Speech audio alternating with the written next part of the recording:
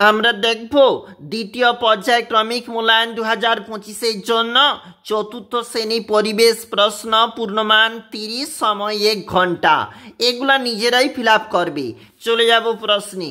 সঠিক উত্তরে টিক চিহ্ন বসাও।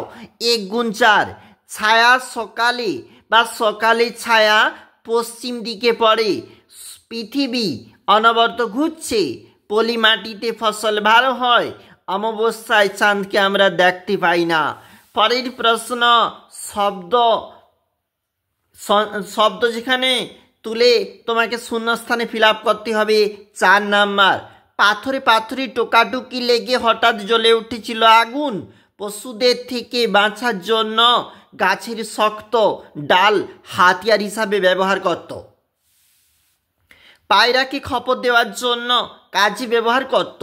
প্রথমে ভোঁতা বড় পাথরই ছিল মানুষের হাতিয়ার। বাক্যটি সত্য হলে দন্ত স, মিথ্যা হলে ম লেখো। 1 গুণ 4, মানুষের প্রথম কাজের ধাতু তামা, মিথ্যা। চাকাকে শক্তপোক্ত করার জন্য মাটির প্রলেপ দেওয়া হতো, মিথ্যা। বাজি পটকা এসব দাহ্য বস্তু, সত্য। বিষাক্ত সাপ কামড়ালে ওঝার কাছে যাওয়া উচিত, মিথ্যা। পরের পেজ, আবারও প্রশ্ন। বাম দিক ডান দিক মেলাও। 4 নাম্বার, অর্জুন গাছ হাটের জন্য, সুরক্ষার জন্য লাঠির ব্যবহার। রানীগঞ্জে তো কয়লা খনি রয়েছে, আর ছৌ নাচে তো মুখোশ পরতে হয়। চলে যাও নিচে। 1 গুণ 5, এই প্রশ্নগুলির জন্য 1 নাম্বার করে রয়েছে। অবশ্যই একটু খাতাতে তুলে নাও, তারপর উত্তরগুলি লিখে নাও।